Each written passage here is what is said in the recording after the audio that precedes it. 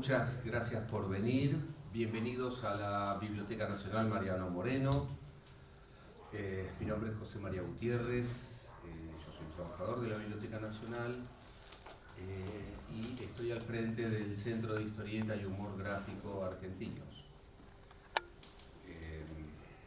Bueno, es una noche muy especial, por fin tenemos acá el flamante libro en español. Es muy emocionante ver que se ha concretado, que tenemos la posibilidad de leerlo y bueno, obviamente lo recomendaremos, ya lo hemos recomendado mucho.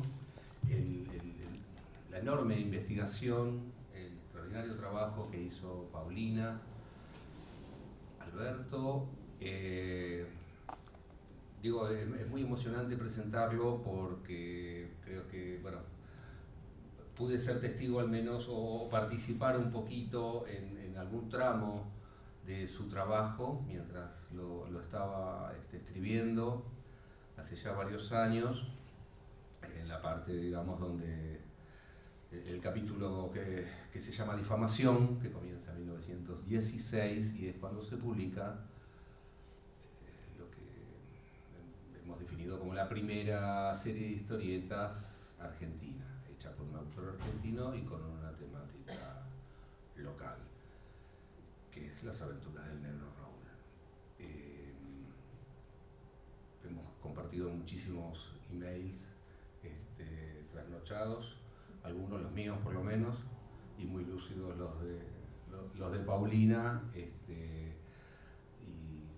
bueno, para mí es emocionante el que en esos intercambios, Paulina, uno a veces está investigando, estudiando y lleva mucho tiempo trabajando sobre un tema, empieza a acumular datos y hay hipótesis que se le caen, otras que empiezan a aparecer.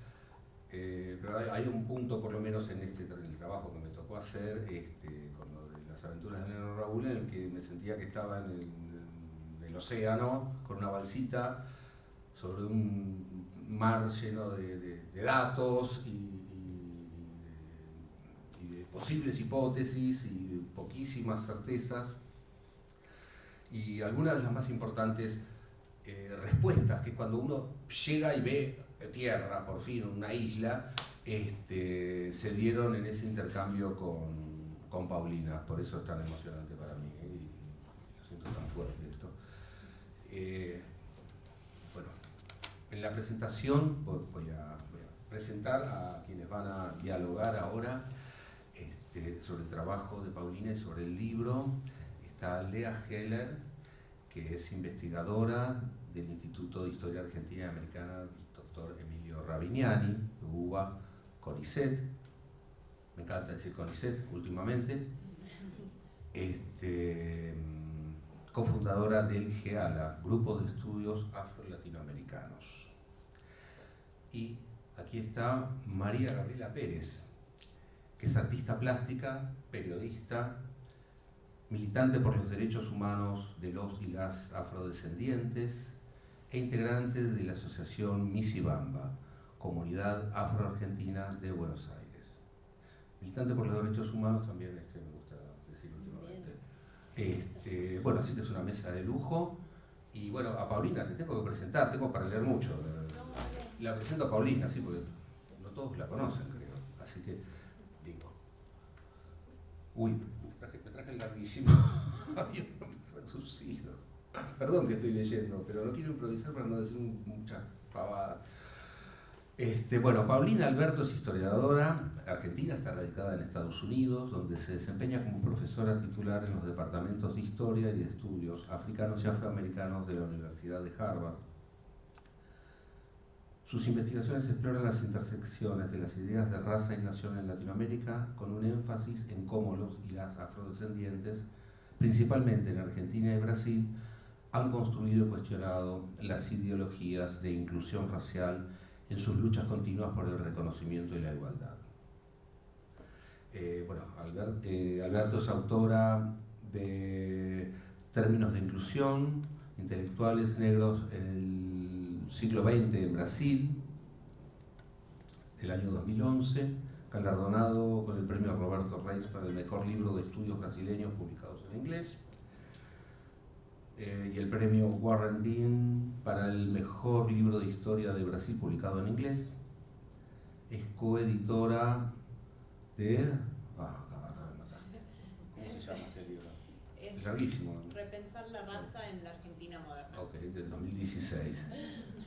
Y de Voces de la Raza, periódicos negros en Latinoamérica, 1870-1960, del 2022. Ambos publicados por Cambridge University Press.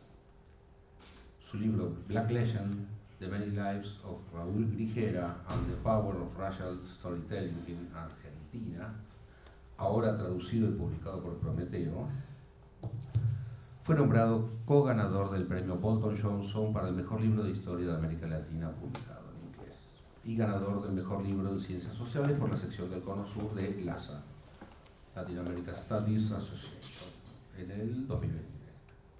Punto. Ahora vamos al diálogo. A ver. Bueno, hola, yo voy a leer también para no decir cualquier cosa, tal cual, porque es un momento muy emocionante poder presentar este libro. Entonces, antes que nada, quiero agradecer obviamente a Paulina Alberto por invitarme a participar de esta presentación, junto a María Gabriela Pérez y a José María Gutiérrez, organizador de este evento. Para mí es un honor estar acá en la Biblioteca Nacional, que también es fuerte estar diciendo esto y estar acá en este momento donde yo además hice mi tesis de doctorado centrada en esta biblioteca, así que para mí es un orgullo poder estar acá, presentando Leyenda Negra, las múltiples vidas de Raúl Grijera o el poder de los relatos raciales en Argentina. En el año 2020, casi al inicio de la pandemia, recibí un mail de Paulina Alberto. En esos momentos desesperanzadores en los que parecía que había llegado el fin del mundo, Paulina me contaba que estaba escribiendo el último tramo de la vida de Raúl, el capítulo que abarcaba su muerte, y me decía que casi no podía contener el llanto. Yo conocía muy bien ese sentimiento, lo había vivido y lo vivo todavía con mis propios escritos. Se anida en un lugar donde se aglutinan las emociones y el corazón se estruja por la alegría y la tristeza de manera simultánea. Es alegría por concluir un proyecto de muchos años de trabajo e investigación. Tristeza porque significa la despedida de las personas que formaron parte del universo de relaciones sociales que construimos, quienes nos dedicamos a las ciencias humanas. Es un mundo que se forma en la medida que recreamos el pasado en el presente. Se puebla de seres que existieron pero que a la vez moldeamos nosotros, según nuestros criterios contemporáneos sobre ese pasado. Y según nuestras miradas cargadas de teorías, de lecturas, de sensaciones, de intuiciones y de imaginaciones. Para nosotras, esas personas existen en nuestro tiempo. Dialogamos con ellas, nos enojamos, les hacemos preguntas y conjeturamos sus respuestas, que muchas veces no son las que quisiéramos escuchar y que llegan reverberando a través de los hechos o de los silencios que las acompañan. Y aunque la historia de Raúl Grijera estaba acompañada de cantidades ingentes de palabras y de imágenes, lo estaba más de silencios. Sé de primera mano que Raúl Grijera escoltó a Paulina a lo largo de los años que estuvo investigando y escribiendo sobre su vida. Paulina solía bromear con que el fantasma de Raúl era el que le iba abriendo puertas, mostrándole pistas, alcanzándole escritos. Y yo le creo. ¿Cómo es posible sino que en un sótano inundado y abandonado, sin índice ni catálogo, como era en aquel momento el archivo de historias clínicas de Open Door, y que sigue siendo ahora, el hospital psiquiátrico donde Raúl Grijera pasó los últimos años de su vida y donde murió? ¿Cómo es posible, decía, que Paulina haya podido ubicar su legajo allí en menos de 5 minutos? Ese legajo que antes nadie supo encontrar, si es que alguien realmente lo había buscado. Es que no fue solo el fantasma de Raúl, fue también el tesón de Paulina lo que le permitió agrupar el enorme conjunto de documentos en los que basa su libro. Y no me refiero solo a los textos e imágenes que hablan sobre Raúl, que abundan y sobran. Me refiero particularmente a los de la propia vida de Raúl, escasos pero tan finamente hilados por Paulina para desarrollar su trayectoria de manera minuciosa. Es esa trama que se organiza en un contrapunto entre lo que se decía y pensaba sobre Raúl y lo que vivía el propio Raúl, la que se despliega en los 6 capítulos del libro. Un relato que nos invita a conocer y a reflexionar no solo sobre la vida de un ser humano único, como lo fue sin dudas Raúl Grijera, sino también sobre cómo se narra, se imagina y se vive la racialidad en nuestro país, el que se jacta de ser blanco europeo y donde no hay, supuestamente, racismo y discriminación. Claro, ¿por qué habría de haber racismo si no hay razas? Porque somos todos blancos, razonan quienes sostienen estas falacias. Es más, esta celebridad afroporteña, este hombre que era descendiente de los esclavizados, secuestrados en África y traídos al Río de la Plata, que fueron obligados a vivir, a trabajar contra su voluntad y que forjaron, ayer y hoy, nuestra historia militar y cultural, nuestra sociedad, representaba algo que no podía ser, pero era, y por eso fue denostado. Lo mismo le sucedió a muchos otros afroporteños que destacaron en la Buenos Aires de fines del siglo XIX y principios del siglo XX. De todos ellos, Raúl se convirtió en un ícono. Aunque Raúl Grijera nació en 1886 y murió en 1955, el libro nos invita a un recorrido mucho más largo, de casi 200 años y mucho más amplio. Porque no es exactamente una reconstrucción sobre la vida de Raúl, va mucho más allá. Y lo hace en múltiples niveles. Justamente el otro día una amiga me preguntaba por el libro, que yo tenía que venir a presentar, y para explicarle de qué se trataba le hice la siguiente síntesis. Tenés que pensar en un escrito con distintas capas. La primera es la reconstrucción de la vida de Raúl. La segunda es el análisis de lo que se dijo y dice sobre él. La tercera es sobre la relación entre esos mundos y cómo esto habla de la ideología racial en Argentina, de las permanencias y los cambios y de cómo impactan en la gente de carne y hueso. La cuarta es sobre cómo escribir un libro académico de un modo que invite a seguir pasando las páginas y que se pueda leer no solo como el corolario de una larga investigación, sino también casi como una novela. En este ensayo, Raúl es el protagonista, pero comparte el lugar con la propia Paulina, que va descubriendo ante nuestros ojos los dilemas, las sorpresas y las dificultades que comporta hacer historia en nuestro país. Y las dificultades son muchas, lo digo con conocimiento de causa, mucho más si se trata de historia afroargentina. El libro empieza con las ancestras y los ancestros de Raúl hacia 1850, con su lucha y su negociación por lograr márgenes de mejoras en un medio reacio a abolir la esclavitud.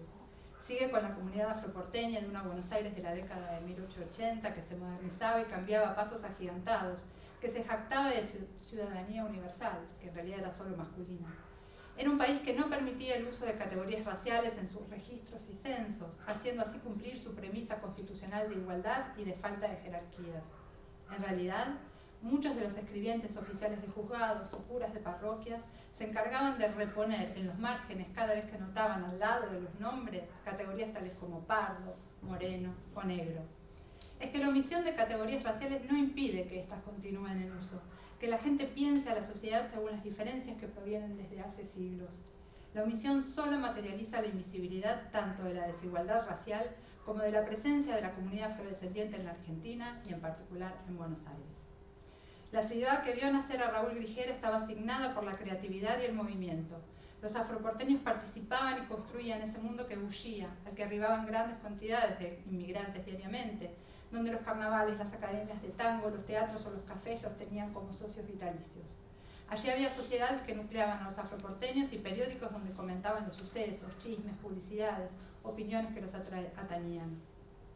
Estos permitieron seguir los pasos de los familiares de Raúl, su importancia comunitaria incluso como organizadores de un sitio de candombe en Montserrat, donde Raúl muy probablemente dio sus primeros pasos de baile de un tango candombe que comenzaba a escucharse. Y Raúl Grijera pisaría firme en ese terreno. Porque Paulina pudo ubicarlo como el organizador de candombes en teatros a principios del siglo XX, cuando la historia afroargentina se vuelve difícil de seguir, en un momento en que quienes dirigían al país pensaban que estaban muy cerca de haber logrado una raza argentina, europea, blanca, después de haber impuesto sobre ellas políticas de higienismo y blanqueamiento, de la gran inmigración europea y de las formas de eugenesia y control social que propondrían o seguirían en vigor en las décadas siguientes. Raúl vivió y gozó de un periodo de gran fama. Concomitantemente a la glorificación que se hacía en Europa del arte africano, En la Argentina existía, en palabras de Paulina, una parpadeante fascinación por la negritud en ciertos círculos culturales en medio de la obsesión generalizada por la blanquitud. Es decir, en la década de 1910, cuando convivían los ideales sobre la degeneración de los sectores populares y las jerarquías raciales con los blancos situados en la cúspide, la negritud porteña de Raúl apareció como, nuevamente, en palabras de Paulina, un emblema de orgullo popular y de glamour bohemio y marginal. Por un tiempo estos significados contraculturales de la negritud, dice Paulina, pervivieron y apuntalaron el atractivo de Raúl, especialmente en la vida nocturna de Buenos Aires, donde el tango estaba tomando forma. Raúl, el murciélago, sobrevolaba la noche porteña. Iba de bar en bar y de baile en baile, impecablemente vestido y codeándose con los niños bien que se aventuraban a la noche donde las clases populares generaban, incansablemente, nuevas tramas culturales. Era admirado y buscado allí donde se movía con soltura. Finalmente Raúl será presa de esa visibilidad e importancia que detentó en la noche porteña. Hacia finales de la década de 1910, los narradores de su vida comienzan a imaginar cómo debía ser, cómo debía comportarse un afroporteño en la ciudad europea. Empezaron a dibujarlo, a retratarlo, a denostarlo. Le borraron su pasado, lo hicieron un bufón eterno de los niños bien, preso de las que llamaron travesuras y que hoy seguramente serían objeto de cargos criminales. Sin siquiera averiguar si seguía vivo, lo condenaron a muerte una y otra vez. Esos textos, esas imágenes construían una realidad donde las jerarquías raciales volvían a su lugar y no dejaban espacio para quienes quisieran cruzar los límites silenciosos que esas mismas jerarquías imponían. Esos relatos, de acuerdo a las narrativas raciales en los que se enmarcaban, no eran inocuos, impactaban y tallaban la vida de quienes portaban otredades en sus cuerpos, y esto se hizo evidente en la trayectoria de Raúl Grijera, ya convertido en el negro Raúl. La audacia de Paulina fue justamente poner en evidencia esas narrativas y relatos y buscar denodadamente entre todas esas palabras e imágenes a Raúl, a una persona de carne y hueso cuyas posibilidades se iban acortando, mediadas por lo que los relatos aseguraban sobre él. Y esos relatos superaron con creces la muerte real de Raúl. Incluso perviven en nuestro tiempo en obras teatrales y canciones, libros de memoria y artículos sobre leyendas urbanas. Porque como bien muestra el libro y bien saben los afroporteños, los relatos raciales están lejos de haberse eliminado. En la Argentina del acá no hay racismo porque no hay razas, se mueren los Fernandos Báez, los Mazarbá, los Delfín Acosta. En la Argentina del acá no hay racismo porque no hay razas, viven los negros de mierda, los volvete a tu país, los putas. Es un mundo que no es enteramente nuevo, sino que transforma los discursos de antaño y los reinstala continuamente, hoy bajo facetas de supuestas libertades individuales en un fascismo contemporáneo que es aterrador. Pero algunas cosas sí cambian. Quiero volver al año 2020, cuando Paulina se emocionaba al escribir el capítulo final de su libro. En ese momento también se producía un hecho que hacía mutar la forma en que se entendían las relaciones raciales en Estados Unidos y posiblemente gracias a la pandemia y a la atención mundial en eventos internacionales, tomó una relevancia inesperada en otros lares. El 25 de mayo de ese año la policía asesinaba a George Floyd. Paulina me contó recientemente que este hecho influenció algunas de las decisiones con relación al libro, que estaba preparando para salir en su versión en inglés. De hecho, Paulina decidió utilizar algunas expresiones más ligadas al ámbito estadounidense, como el concepto de supremacía blanca, en la versión en castellano. Según me explicó, en ese momento de globalización, de protestas contra el racismo antinegro, le pareció importante mostrar que sí hay cuestiones que son transhistóricas, porque aunque cambien y son contextuales, pueden identificarse homologías en distintos países. Es así que la investigación de Paulina sienta una nueva base para los estudios sobre afrodescendencia y relaciones raciales en el país. A partir del análisis de distintos niveles interrelacionados de narrativas, representaciones y fuentes de archivo, de realizar lecturas a contrapelo y microhistorias en movimiento, muestra las distintas instancias en que lo racial, el racismo y la desigualdad impregnaron e impregnan el cotidiano en Buenos Aires. Finalmente, este trabajo reubica a la Argentina en los debates más amplios sobre raza, ciudadanía y formas de desigualdad en las Américas, permitiendo nuevas vías de comparación y nuevos diálogos que habilitan discutir las distintas formaciones raciales y nacionales en Latinoamérica. Por eso, en definitiva, es un libro que todas y todos necesitamos leer, y más en este momento tan triste que estamos viviendo. Es un libro que no habla sobre los afrodescendientes solamente, habla de todos nosotros. También muestra lo importante que es la investigación científica y pública en ciencias humanas y sociales, que tan neciamente se ha querido desfinanciar y negar. Felicitaciones, Paulina, y gracias por brindarnos este texto que aporta tanto, que es tan profundo y tan necesario.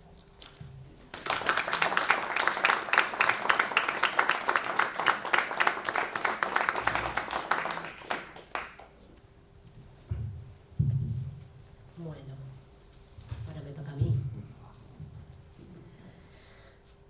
Bueno, la verdad, muchas emociones en esta presentación del libro de Paulina, de la leyenda negra, como así lo ha titulado, y a la que también, bueno, podríamos decir Raúl Grijera, la leyenda negra afroargentina del tronco colonial, para aquellos, para aquellas que nos identificamos con esta categoría política que hemos construido a lo largo de los años para enfrentar el racismo, para enfrentar el negacionismo histórico de nuestra ancestralidad en este territorio. ¿Por qué? Porque somos parte de un pueblo que es preexistente al Estado-Nación, que construyó muchísima historia y sin embargo en muchísimos aspectos continúa una negación al legado histórico, político, cultural y económico de nuestra ancestralidad y de nuestra raíz. Y también respecto a Raúl, porque bueno, nuestras familias, muchísimas de la asociación que formo parte, Asociación Misibamba, Comunidad Afroargentina de Buenos Aires, bueno, somos afroporteños, afroporteñas, ¿no? Y tuvimos a través de nuestros abuelos, de nuestros bisabuelos, mucho contacto y amistad también con la familia Grijera. Así que este libro nos trae también al corazón muchísimas imágenes que, te diría Paulina, que no tenemos algunos y algunas de nosotros. Pero bueno, por eso ya a priori te estamos agradeciendo la existencia y esta investigación tan minuciosa sobre Raúl y sobre los relatos raciales. Y además de saludarte a vos, también me parece importante saludar, ¿no?, al espíritu de Raúl Grijera, porque lo estamos nombrando un montón, porque lo estamos trayendo a la vida, porque lo estamos reparando de alguna manera, porque este libro tiene muchísimo que ver con esa justicia reparativa. Así que voy a decir lo único que sé decir en Kikongo: Kiambote Mifundi, que es un saludo al espíritu del hermano Raúl Grijera. Pueden aplaudir también. Más lindo, aplaudimos a Raúl, por supuesto.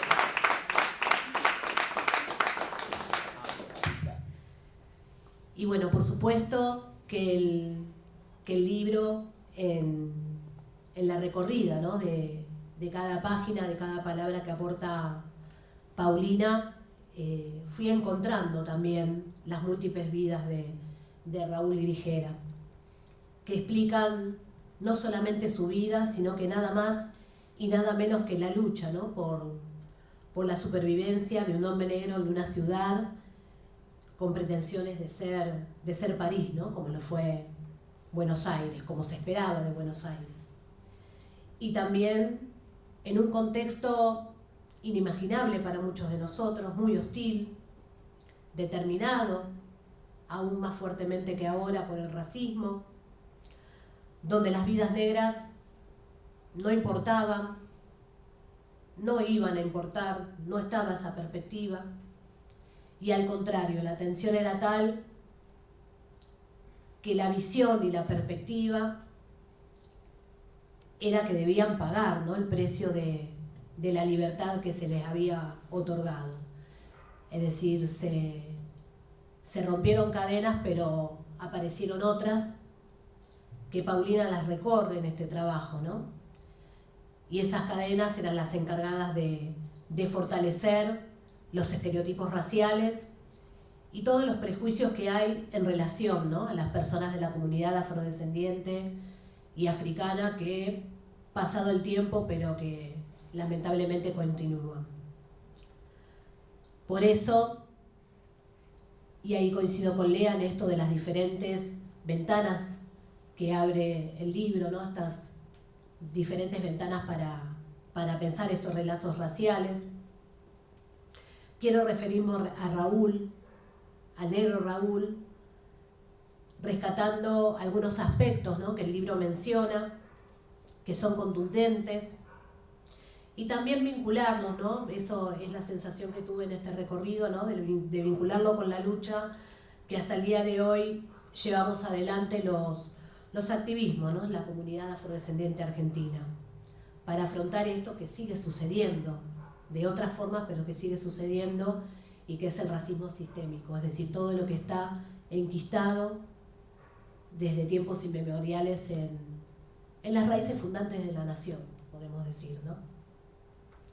Por eso, en primer lugar, destaco el contexto que le da Paulina a la vida de Raúl, que no es un dato menor, porque no solamente es la vida de Raúl, sino todos los esfuerzos de las personas afrodescendientes para intentar sostener una vida digna entre tanta violencia. Si bien la familia Grigera formó parte de una estirpe a la que pocas familias negras pudieron alcanzar, de ser esclavizados a tener, por ejemplo, una propiedad como respaldo y resguardo de varias generaciones, eso sucedió en algunas familias. A pesar de ese hecho clave y rarísimo entre las personas más empobrecidas, las presiones sociales que rodearon sus vidas cotidianas tuvieron sin duda una necesidad, ¿no?, que es el de sostener el ser y el parecer, que los alejara lo más posible, ¿no?, de los peligros que ofrecían las élites de Buenos Aires. Realmente también uno comprende, y me llamaba mucho la atención, que es difícil circular, ¿no?, en esa Buenos Aires con todos los discursos fresquitos, ¿no?, de las teorías de las razas circulando por ahí. Por eso la figura de dandy, de bufón indispensable de la juventud dorada, de celebridad de la noche y la cultura, un simulador, un afrodescendiente, decimos hoy, un negro, y un negro que estaba bien vestido. Era un atrevimiento que sin duda no podía prosperar. Y en esas consideraciones,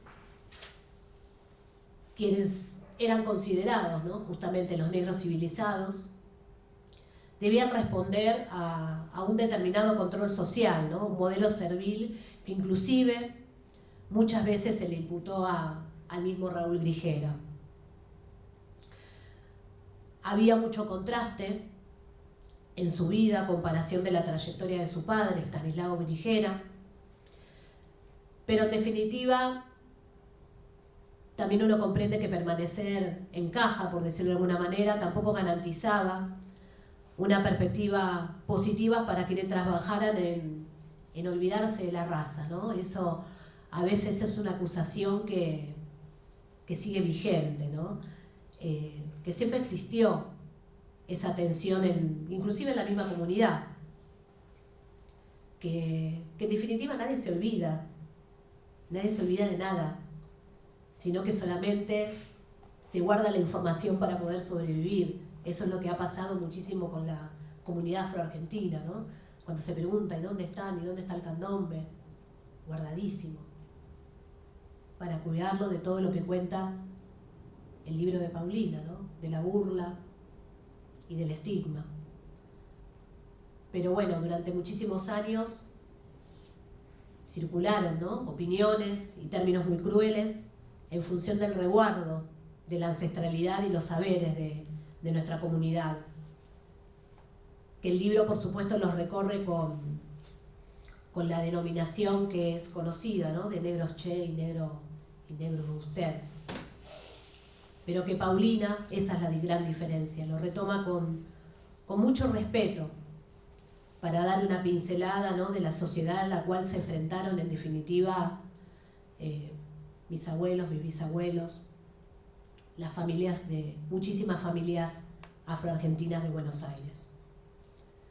Por eso, la figura de Raúl, acusado de inepto, imbécil, descendiente de una generación étnica, vago, atorrante, perezoso, con dificultad para un trabajo honesto, propenso a vivir de arriba, en relación directa con la locura, lo ubicaba a su lugar, ¿no? Ese es el cambio de relato necesario. Y patologizado, listo para que se ejecuten las medidas que se tengan que ejecutar, no solo a nivel personal de Raúl, sino de toda una población, de la población africana y de todos sus descendientes. En la actualidad, lamentablemente, y estando en el marco del Decenio Internacional de los Afrodescendientes, las modificaciones en estas representaciones que nombramos de Raúl y que siguen sobre las personas afrodescendientes con una visión de otredad no han cambiado lo suficiente. Realmente no cambiaron todo lo que quisiéramos. A pesar de las demandas de los activismos, hay una grave naturalización de los discursos antinegros, cargados de prejuicios, de estereotipos, que impide, entre otros derechos, por ejemplo, el acceso a un trabajo registrado y formal. Por eso el testimonio de este libro da cuenta que a pesar, ¿no?, de la sangre derramada por esta nación, a la comunidad afroargentina siempre se le negó el derecho a la igualdad de oportunidades y trato. Y Raúl padeció toda esa falta de oportunidades y tratos. Paulina menciona: Raúl fue dado por muerto por sus narradores cada vez que desaparecía de vista. El tropo narrativo que equipara la ausencia de Raúl en la ciudad con su muerte se repite en las historias de la comunidad afroargentina. Y también enfatiza y vincula, ¿no?, a lo largo de su libro la figura de Raúl Grijera y su paso de la absoluta individualidad hasta convertirse en el personaje representativo de toda una comunidad que a entender de las élites debe desaparecer. Y ahí está el gran aspecto, ¿no?, que marca la importancia de los relatos raciales que acompaña la biografía minuciosa que Paulina hace sobre Raúl. Profundizan los discursos negacionistas de las raíces africanas en nuestro país. También esos relatos niegan, ¿no?, la presencia de una negritud autóctona, niegan toda la evidencia que hay sobre una comunidad afroporteña en esos años, aún en esos años, en el 1900, absolutamente organizada. Casi que damos vergüenza, más organizados estaban que nosotros. Al día de hoy, por momentos, me sentí mal leyendo con las organizaciones de ayuda mutua, ¿no?, como La Protectora, donde confluyeron, bueno, Estanislao, Zenón Rolón, también mi bisabuelo, Manuel Lucio Posadas, amorosamente nombrado y evocado también en este libro que me ha dado mucha satisfacción. Y en términos de hipervisibilidad, invisibilidad, estigmas de la esclavitud, la presencia limitada a un pasado histórico, la historia de Raúl, en definitiva, generó incomodidades y desafió en algún punto muchos de los argumentos del éxito, ¿no?, de la blanquitud y de esto de la Argentina blanca y europea que todo el tiempo se venía manifestando y de alguna manera intentando coronar. Por eso yo me preguntaba mientras leía el libro, ¿por qué tanta insistencia, ¿no?, con este hombre negro? Cómo interpelaba a la sociedad cada cosa que hacía, ¿no? Lo que lo habían convertido, ¿no? Con su conducta, con su forma de ser, con su comportamiento positivo, negativo, de acuerdo a la evaluación de algunos, pero era el único que tenía ese comportamiento. Era el culpable de todos los males de Buenos Aires. Y Paulina también se pregunta directamente en el libro, ¿no? ¿Por qué enseñar a través de un hombre negro? Las aventuras del negro Raúl. ¿A título de qué? ¿A son de qué? Diría un cubano. La primera historieta, basada en una persona de la vida real y un protagonista afroargentino, que uno se podía preguntar, ¿no? ¿Qué querían demostrar y justificar? ¿Era el último exponente de su raza? ¿Era el famoso cosa de negros que ya no iban a estar, ni tenían por qué estar? Es realmente impactante toda la caracterización que hay a través de lo que Paulina comparte con nosotros, una caracterización también uno diría hasta cinematográfica, ¿no? De un lenguaje creando todo el tiempo significados, cosas que lo vemos hasta el día de hoy, ¿no? Esto del monos con frac, el pasar de ser servil a traidor a su raza, y también la creación de mensajes directos, ¿no? También pensaba en la escena que plantea Paulina, ¿no? Todos los mensajes hacia la comunidad, para que también considere su negritud como símbolo de vergüenza y miseria.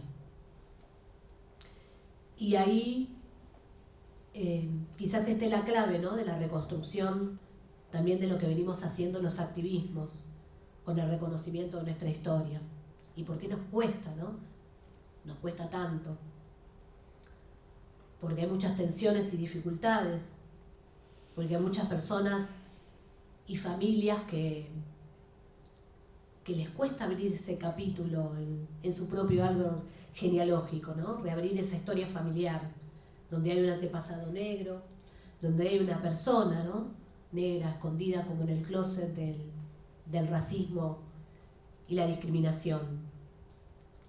La caracterización inclusive de nuestro propio silencio, que así lo entendemos, ¿no? Como comunidad afroargentina, que se encerró con sus candombes para evitar el escarnio público, dejando la calle solamente para lo que podíamos hacer, ¿no?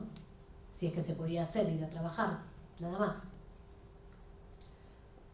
Por eso el recorrido que hace Paulina sobre la vida de Raúl y el paralelo de los relatos raciales y la vida cotidiana, en definitiva, de la sociedad afroporteña es un aporte muy grande. Yo le decía a Paulina que la verdad que si hay alguien que no entiende absolutamente nada de afroargentinidad y de negritud en la Argentina, puede empezar con este libro directamente, porque a través de la persona pinta todo ese mundo en el que se tuvo que mover en su tiempo, en el tiempo que vivió propiamente Raúl, pero también todo el contexto anterior, de dónde viene su familia, de la trata esclavista, y todo el tiempo después, inclusive hasta la expulsión, ¿no? De la negritud de los barrios de acá de Capital Federal. La diferencia con toda la información que se vino construyendo de Raúl y lo que aporta Paulina justamente es el respeto, ¿no? Porque hasta ahora siempre la historia ha estado incompleta, maltratados sin ninguna medida, objeto de burla y también de estudio, estudiándolo de una manera muy rancia, ¿no? Con una vagancia intelectual muy, muy importante y con una maldad supina también para pensar que están hablando de una persona y los derechos de una persona a vivir en sociedad. Por eso, sinceramente, recorrer la historia de Raúl Grijera me llevó por muchísimas emociones, por imagen de esa Buenos Aires que transitaron mis ancestros, nuestros ancestros, los afroargentinos del tronco colonial, que buscamos todo el tiempo honrar en nuestros recuerdos y en nuestro presente, ¿no? Esta ancestralidad que nos ha dado tanto y que nos enseñaron a resistir, pero no resistir como aguantar, sino a construir una historia mejor, a transmitir oralmente nuestros saberes y también a esperar, ¿no? Porque no todos los momentos son óptimos para mostrarse y para llevar adelante esta historia. Creo que la reivindicación de la figura de Raúl Grijera y su tiempo y sus circunstancias y sus virtudes y sus errores, a la manera que lo expresa en este libro Paulina, es una justicia reparativa muy importante. Por eso saludar a su espíritu es fundamental y reconocer en él, la presencia de la comunidad afroargentina, sus pisares, su trayectoria y también su lucha como ciudadanos y ciudadanas plenos en este país y particularmente a través de esta historia en esta Buenos Aires que vuelve a ser de alguna manera tan hostil que duele. Pero bueno, Raúl Grijera presente, afroargentinos presentes, hoy y siempre. Gracias, Paulina.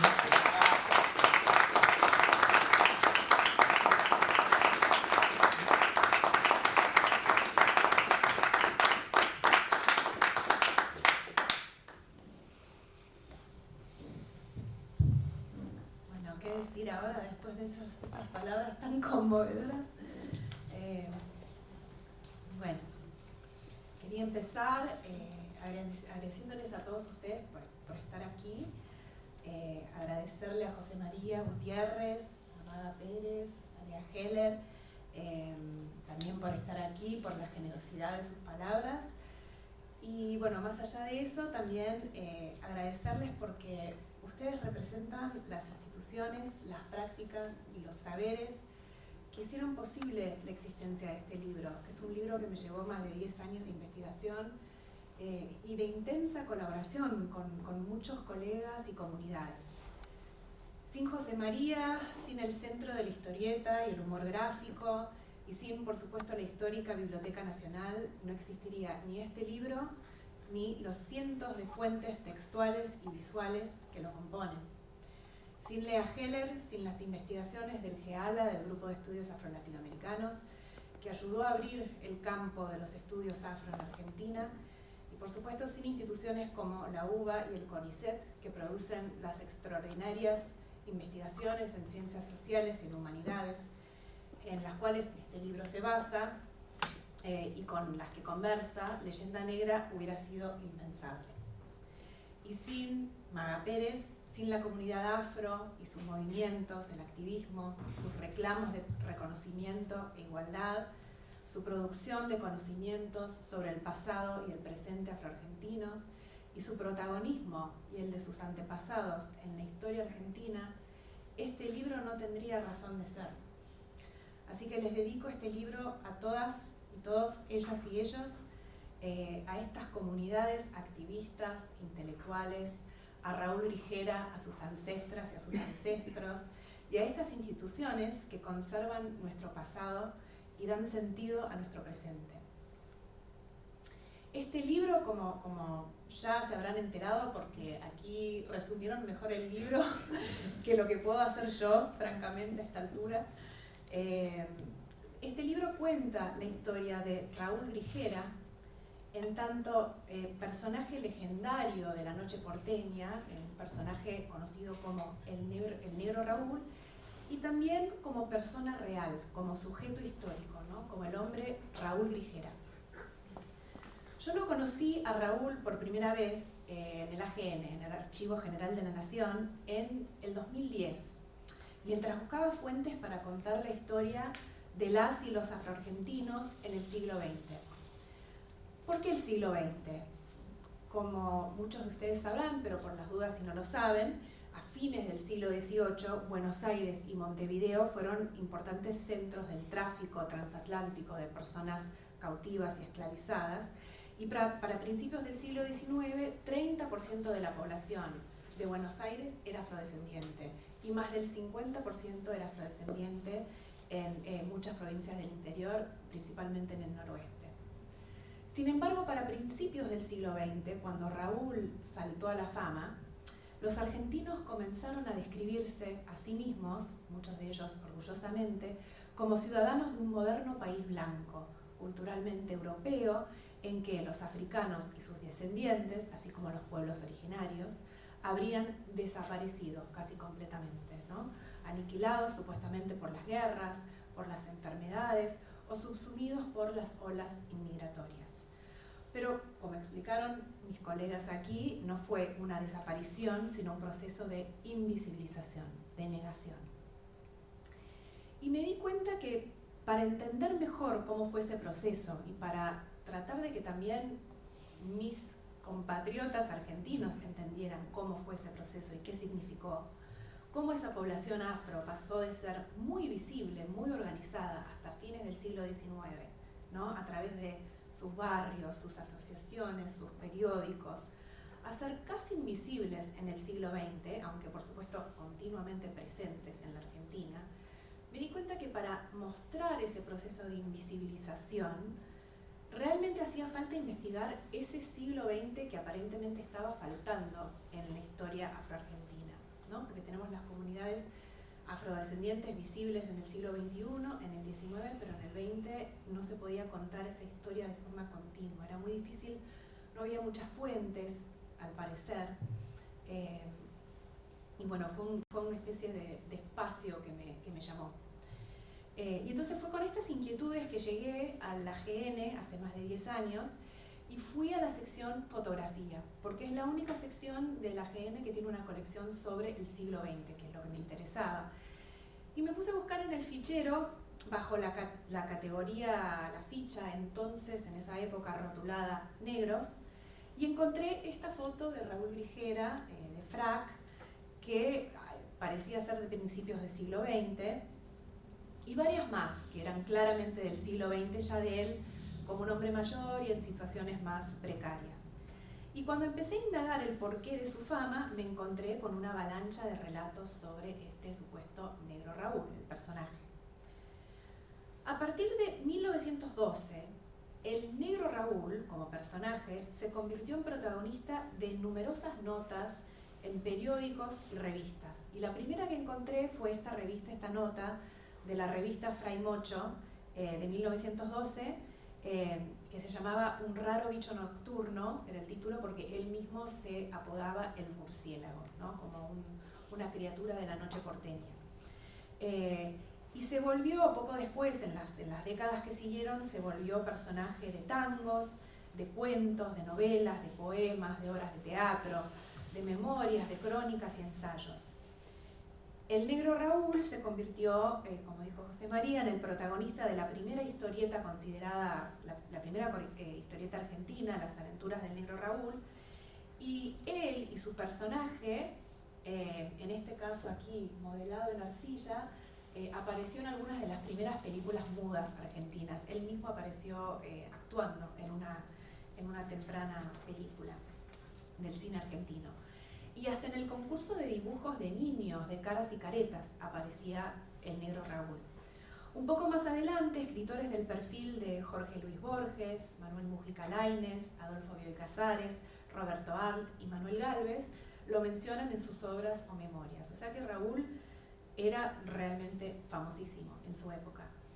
Pude recopilar casi 300 relatos textuales y visuales sobre Raúl Grijera, o su personaje, el negro Raúl, desde 1912 hasta el presente. Y este corpus es seguramente una mínima fracción de lo que fue publicado. Y al examinar este conjunto de relatos, estos cuentos sobre Raúl Grijera, enseguida me di cuenta de que no esclarecían casi nada la vida del verdadero Raúl Grijera, sino que contaban una historia sospechosamente repetitiva y estandarizada sobre este personaje semificticio, el negro Raúl. Y los cuentos hacían más referencia unos a otros que a una persona real, ¿no? Era obvio que los autores de estos relatos se plagiaban, repetían palabras, repetían hechos, por ahí no citaban nada, era como un refrito de historias, ¿no? que eran casi autopropulsadas las historias. Y si fuésemos a crear estos relatos sobre el negro Raúl, que se publicaron en la década de 20, 30, 40, 50 principalmente, su historia se vería así.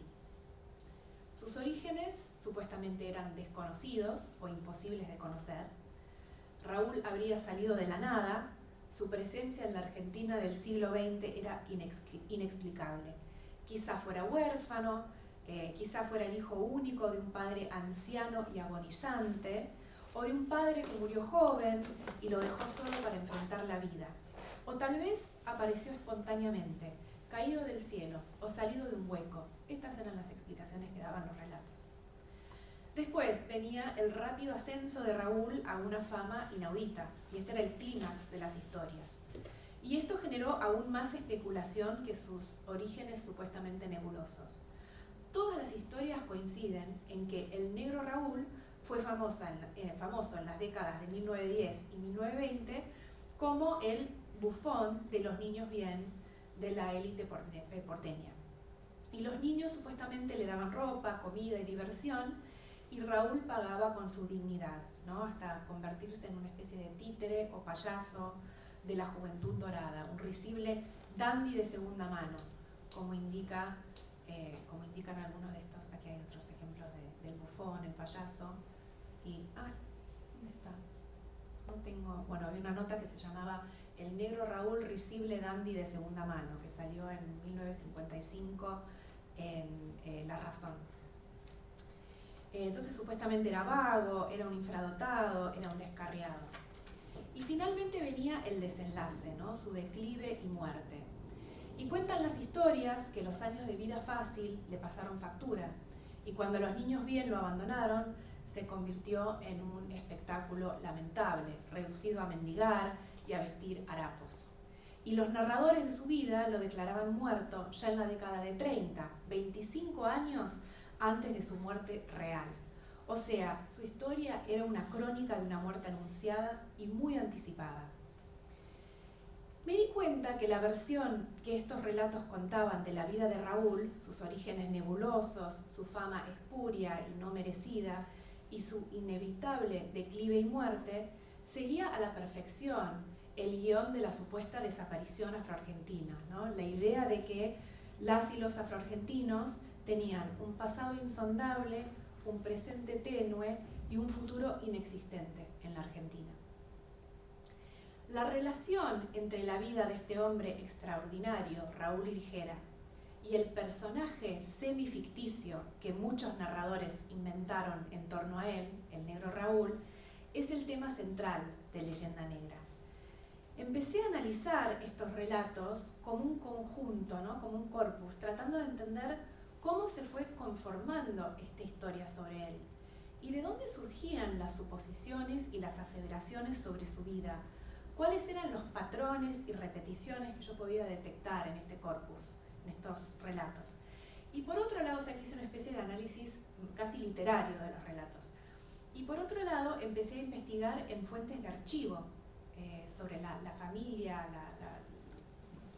remontándome varias generaciones en la familia de Raúl y de sus vecinos, de su comunidad, de sus amigos. Y después de muchos años pude reconstruir una historia plausible de Raúl. No digo que es la historia definitiva porque me parece que siempre queda mucho por aprender y por investigar, pero también historias plausibles, me parece, de varios de sus contemporáneos, ¿no? de gente de la comunidad, de familiares, y tratar de contar esta historia que atraviesa 5 generaciones de una familia afroporteña, ¿no? Y de su comunidad. Y descubrí que la historia de Raúl Grijera tiene algunos puntos en común con la de su personaje semificticio, el negro Raúl, sin duda, pero también difería bastante de esa historia, de ese personaje público. Y mi libro cuenta esta historia diferente de Raúl y hasta ahora desconocida u olvidada, intencionalmente, no solo olvidada, sino que tapada, una historia de difamación del personaje, de la persona. A principios de la década de 1910, Raúl se había inventado y proyectado como un personaje atractivo, un dandy, un personaje carismático de la noche porteña, ¿no? Un audaz dandy impecablemente vestido, una celebridad negra en una ciudad que cada vez más se deseaba blanca. El artículo de Fray Mocho de 1912 es donde les comenté que él mismo se apodaba y era conocido como el murciélago, una misteriosa y carismática criatura de la noche. Y también era conocido como el Negro Raúl, aunque creo que este apodo le fue impuesto más que un apodo que él mismo haya adoptado. Raúl venía de una familia de músicos. El bisabuelo de Raúl fundó un candombe famoso, el candombe de Grijera, frecuentado por Juan Manuel Rosas y Manuelita, su hija Manuelita, a principios del siglo XIX, y que luego yo creo que ese candombe fue fundado por el bisabuelo de Raúl, Antonio Grijera, que si es el Antonio que yo encontré en las fuentes, fue traído forzosamente desde África, desde la costa Mina, pasando por Bahía y después llegando a Buenos Aires a fines del siglo XVIII. Y luego el candombe de Grijera fue liderado por el abuelo de Raúl, Domingo Grijera, a mediados del siglo XIX. El padre de Raúl, Estanislao Grijera, era organista de la Iglesia de la Concepción. Era profesor y compositor, profesor de piano y compositor de música clásica. Y si bien en su juventud se había dedicado a la música popular y un poco como Raúl, ¿no? Le gustaba la fiesta, hacía fiestas bulliciosas en su casa, probablemente como continuación también de las actividades del candombe de Grijera, a sus hijos adultos pasó a exigirles una conducta impecable, ¿no? Y culta. Esto que decía Maga Pérez de quedarse en la caja, ¿no? de portarse de una forma en la que sus hijos pudieran ser aceptados en la sociedad a pesar del racismo que existía. Pero Raúl desafió a su padre y desafió a estas expectativas de la respetabilidad. En vez de estudiar música como todos sus hermanos, en vez de convertirse en pianista como su hermano mayor y sus abuelos y bisabuelos, se pasó la juventud de fiesta y su padre terminó encerrándolo durante más de un año en el reformatorio de Marcos Paz, la colonia de menores varones de Marcos Paz, que había sido creada en 1906. Al volver a Buenos Aires, alrededor de 1910, Raúl empezó a moverse por los espacios de la noche porteña, los garitos de juegos clandestinos, donde fue arrestado varias veces, los bares y cabarets de mala fama, donde la policía lo agarró también varias veces peleando, a veces con cuchillo, y los teatros del centro, donde el Negro Raúl amplió su fama, organizando, como han mencionado aquí, bailes no solo de tango, sino también de candombe, el ritmo de sus parientes y vecinos afroporteños, supuestamente un ritmo desaparecido para aquella época, pero claramente no, porque Raúl estaba organizando candombes en el Teatro Nacional, en Corrientes, en pleno 1915. Fue en estos años que Raúl se volvió una celebridad de la noche porteña, ¿no? Una leyenda negra. Pero su autoría sobre este personaje, el murciélago, esta autorrepresentación que él creó de sí mismo, le fue gradualmente usurpada por narradores que lo difamaron, que construyeron una leyenda negra en ese otro sentido, ¿no? En el sentido de difamación. Una leyenda negra sobre él que reflejaba la leyenda de la desaparición afro, el no poder ser, ¿no? Como decía Maga Pérez, no podía ser que él fuera una celebridad negra en una ciudad blanca. Y esta transformación en las formas de representar al Negro Raúl, que pasó de ser un personaje simpático y bastante querido de la noche porteña a ser una persona denostada, empezó alrededor de 1916, un momento de profundos cambios en la política y la cultura aquí en Argentina y en las ideologías raciales también. Y la historieta de Arturo Lanteri, Las aventuras del Negro Raúl, de 1916, condensa perfectamente estas transformaciones en el personaje de Raúl y de la sociedad argentina. E incluso yo creo, y trato de mostrar en el libro, que la historieta de cierta forma catalizó esta transformación en la forma en que Raúl fue visto y tratado por la sociedad argentina. Fue allí, en esa historieta, que Raúl empezó a ser representado como un bufón, como un patético juguete, no solo de los niños bien, sino también de toda la sociedad porteña, alguien que merecía ser ridiculizado y maltratado por sus pares. Un personaje que encarnaba, digamos, el alto precio de ser afrodescendiente, ¿no? De ser negro o de actuar como negro, en una sociedad que tenía una creciente clase media que buscaba seguir patrones, ¿no? De refinamiento cultural basados en la élite. Esta historieta es como un partidor de aguas que marca la transformación entre la fama y la difamación del personaje de Raúl. Los cientos de relatos que le siguen a esta historieta comienzan a narrar esta misma historia despectiva de forma visual y textual. Y por ejemplo aquí les doy una historia, esto es de 1938, un artículo de la revista Aquí está, y una de las cosas que hacían estos relatos era deleitarse en la aparente caída de Raúl, ¿no? Pasando de ser justamente un dandy, ¿no? Esta autorrepresentación, la forma en que él quiso presentarse y posar para esta foto en 1912 en Frame 8, de ahí pasamos a una foto de Raúl ya en una época en que estaba viviendo en situación de calle, perseguido por la policía, posiblemente sufriendo demencia, alcoholismo y vejez. Realmente ya a esta altura ya estaba, andaba por, bueno, tendría ya sus 50 años. Pero estaba en una situación, digamos, estaba de mala salud. Y estas narrativas, este tipo de historias de declive, ¿no? Y de su caída, son lo que yo llamo relatos raciales, ¿no? Son cuentos, historias, chismes, narrativas, en definitiva, que de forma amena o a través también del humor, ¿no? O valiéndose del poder envolvente de los cuentos, le enseñaban a los lectores a despreciar a las personas afrodescendientes y sus supuestas formas de ser. Y lo más escalofriante de estos relatos raciales, es que al deformar al protagonista, al personaje del negro Raúl, estos relatos acabaron deshaciendo al hombre, ¿no?